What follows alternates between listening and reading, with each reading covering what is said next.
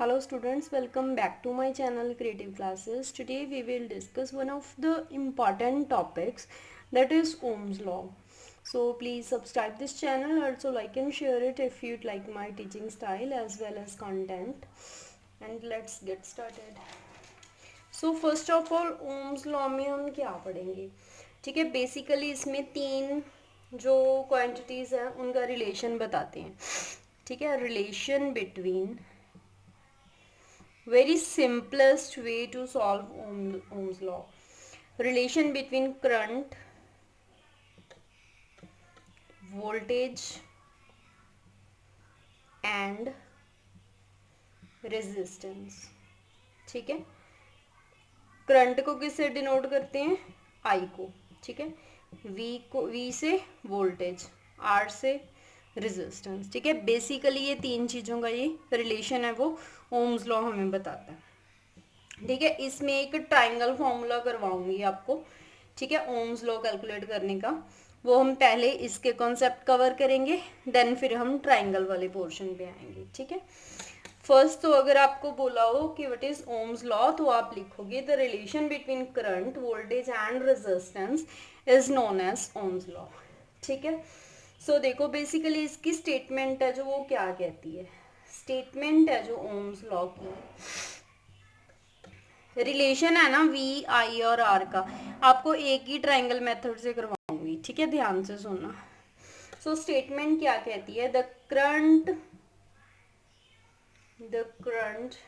flowing through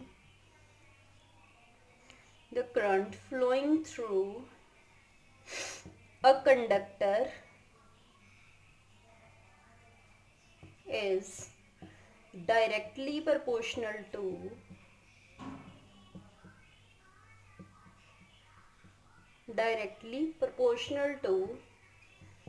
voltage.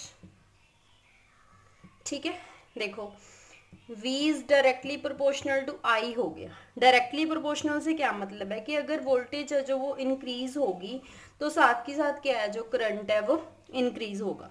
ठीक है, अगर हम प्रोपोर्शनलिटी का साइन हटा देंगे, इक्वालिटी का साइन लगाना, तो उसमें क्या आ जाएगा, R जो है एज अ कांस्टेंट हम ऐड करेंगे रेजिस्टेंस को. ठीक है, रेजिस्टेंस बेसिकली क्या होता है, opposition to flow of current को बोलते हैं ना रेजिस्टेंस.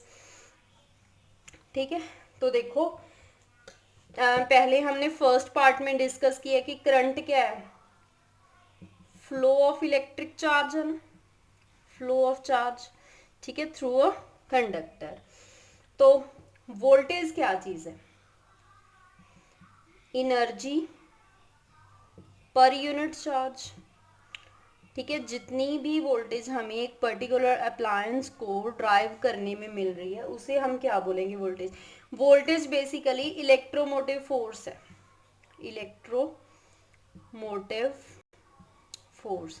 इसका क्या मतलब है कि एज अ एक्सटर्नल पार्ट वो यूज होती है, कोई भी चीज़ है वो हमें ड्राइव करने से. जैसे उस दिन हमने रेफ्रिजरेटर का एग्जाम्पल लिया था. ठीक है, उसमें स्टेबलाइजर होता है, वोल्टेज है हमें 220 वोल्ट चाहिए.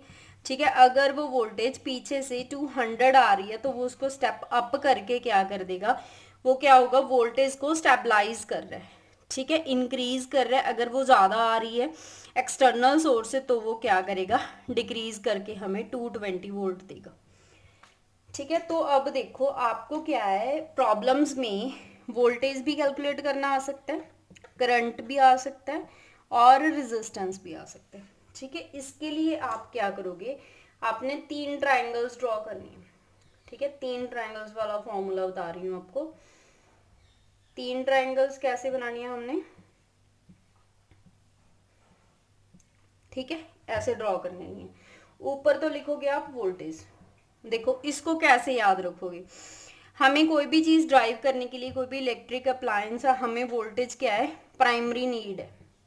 ठीक है, इसीलिए वोल्टेज को हम ऊपर रखेंगे बिल्कुल फर्स्ट वाले सेक्शन में. देन क्या रखोगे, I R then I R. ठीक है, करंट चाहिए. देखो इसको कैसे याद रखना है कि करंट पहले रखना है, रेजिस्टेंस पहले रखनी है. रेजिस्टेंस क्या है, ओपोजिशन है ना हमारे पास. ठीक है, ओपोजिशन है एक तरह की, ओपोजिशन है तो हम इसको सेकंड नंबर पे रख लेंगे. ठीक है, करंट है, करंट मेन सोर्स है तो उसको फर्स्ट पे रख लेंगे, आपने ऐसे याद रखना है।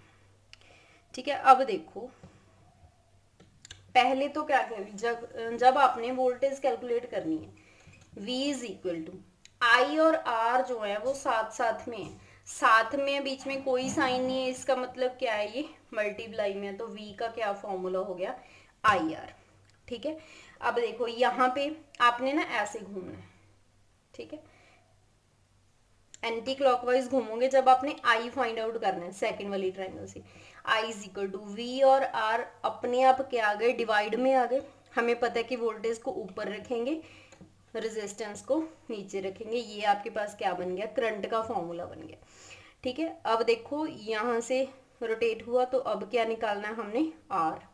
आर का क्या फॉर्मूला होगा, V अपॉन आई। देखो यहाँ से एक तो आपका कॉन्सेप्ट क्लियर हो गया। ठीक है, आपको रटिफिकेशन करने की कोई ज़रूरत नहीं है, ऐसे ही आप रखोगे, एंटी क्लॉकवाइज घूमते आना। अगर तो वो टर्म डिवाइड में आ रही है तो आपको same as it is divide में रखनी है, अगर वो चीज़ मल्टीप्लाई में आ रही है तो आपने मल्टीप्लाई में रखनी है। ठीक है, so this is all about Ohm's law, and thank you very much for watching this video.